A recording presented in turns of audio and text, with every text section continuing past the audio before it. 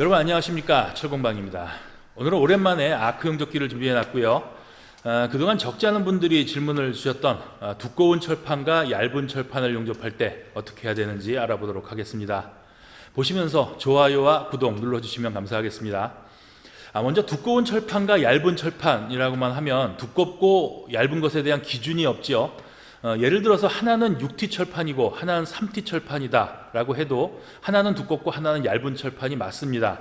그런데 얇은 철판의 두께가 3T 이상이 되면 크게 문제가 되진 않습니다.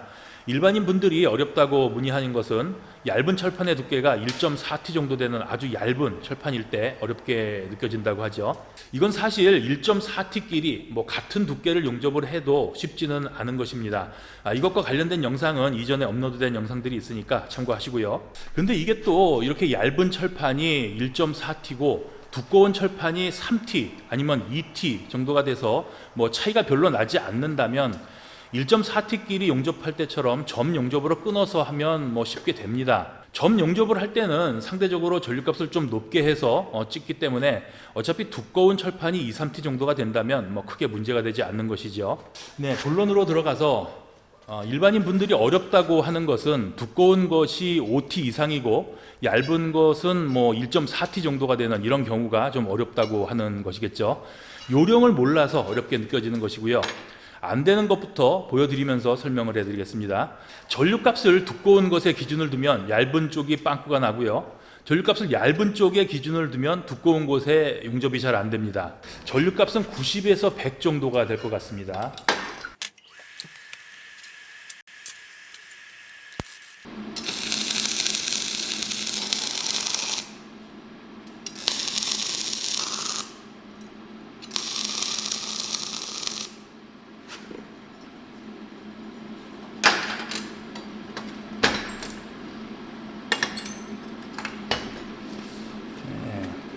두꺼운 것에 기준을 두고 용접을 했고요. 이제 얇은 것에는 구멍이 납니다.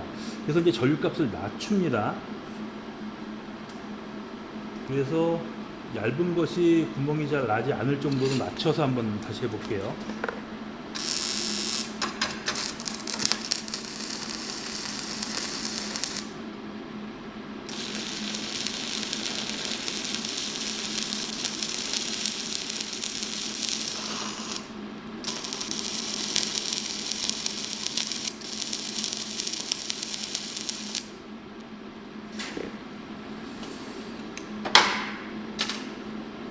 네, 이렇게 해도 구멍이 한 군데 나기는 했습니다.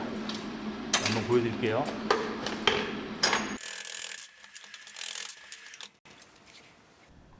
이렇게 됩니다. 얇은 각파이프에 구멍이 뻥뻥 났죠. 그리고 이것에도 구멍이 나긴 했는데 이쪽에 여기를 보시면 이 얇은 쪽에만 옮겨 붙고 이 두꺼운 쪽에는 전혀 용접이 되지 않는 것을 이렇게 볼 수 있습니다. 네, 기본적으로 두꺼운 것과 얇은 것을 용접하기 위해서는 이렇게 풀 용접보다는 점으로 끊어서 하는 것이 훨씬 더 쉽습니다. 일단은 제가 두꺼운 철판에 점을 한번 찍어 보겠습니다. 전류값은 90에서 100 정도고요.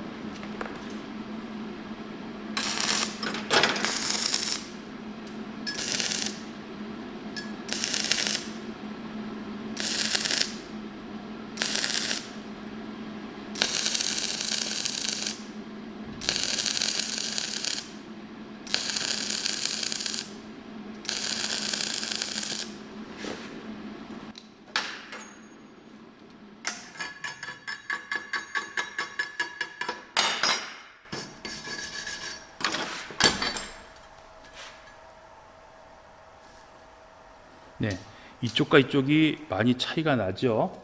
네, 시간을 짧게 점을 찍으면 당연히 점이 작아지고요. 시간을 좀 더 길게 가져가면 당연히 점이 커집니다. 점 용접을 하는데 얇은 것이 구멍이 날까봐 아주 짧게 점을 찍으면 이렇게 작은 점으로 인해서 얇은 쪽에는 비드가 녹아서 붙지만 두꺼운 쪽에는 비드가 붙지 않습니다. 그렇다고 길게 점을 찍으면 두꺼운 쪽에 비드가 녹아서 붙겠지만 얇은 쪽에는 구멍이 납니다. 점 용접을 한다고 해도 무턱대고 들이대면 좀 전에 풀 용접을 할 때처럼 똑같은 상황이 벌어지는 것이고요. 여기서 요령이 있는데 아주 간단합니다. 보시면 얼마 전에 업로드 해드렸던 영상이 하나 있는데, 얇은 철판을 용접할 때는 진행 각도를 죽여서 하면 좀 더 쉽게 할 수 있다라는 것이었습니다. 네, 이것도 마찬가지로 같은 방법일 수가 있습니다. 하지만 진행 각도가 아니라 이번에는 작업 각도를 조절합니다. 작업 각도라는 것이 두 개의 모재 사이의 각도를 말하는데, 통상적으로 이렇게 절반 각도를 유지를 하면서 용접을 하죠. 그런데 한쪽이 얇은 철판이기 때문에 두꺼운 쪽으로 몰아줍니다. 두꺼운 쪽으로 몰아줘서 용접을 하는 것이죠. 그러면 상대적으로 얇은 쪽에는 작업 각도가 아주 적어지겠죠.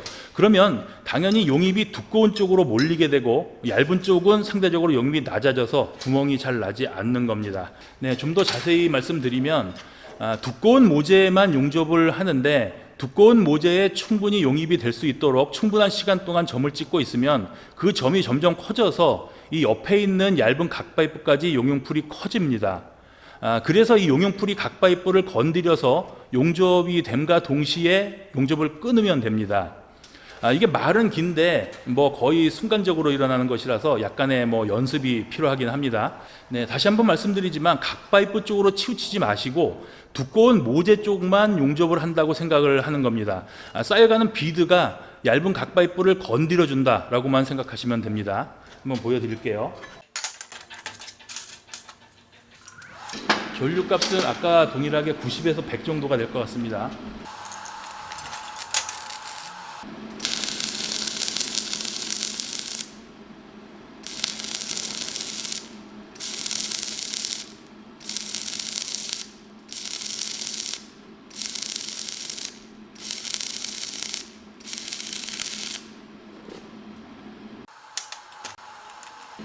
잘 안 됐을까봐 한 번 더 해보겠습니다.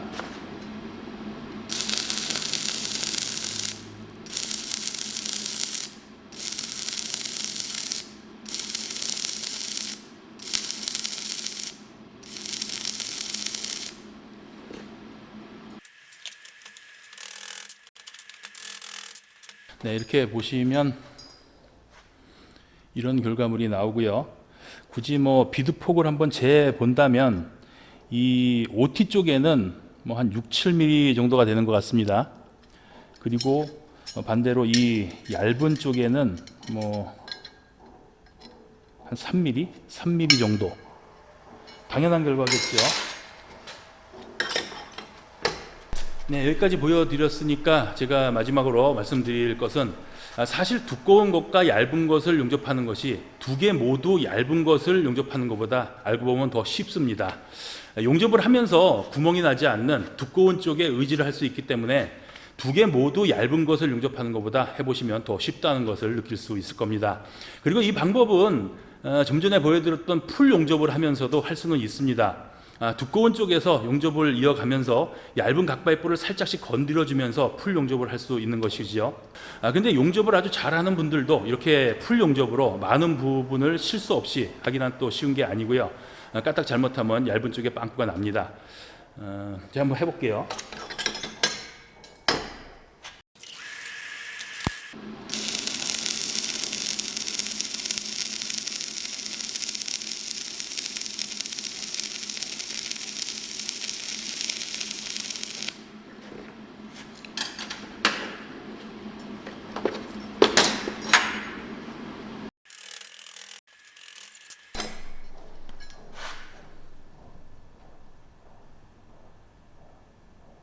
네, 이런 결과물이 나옵니다.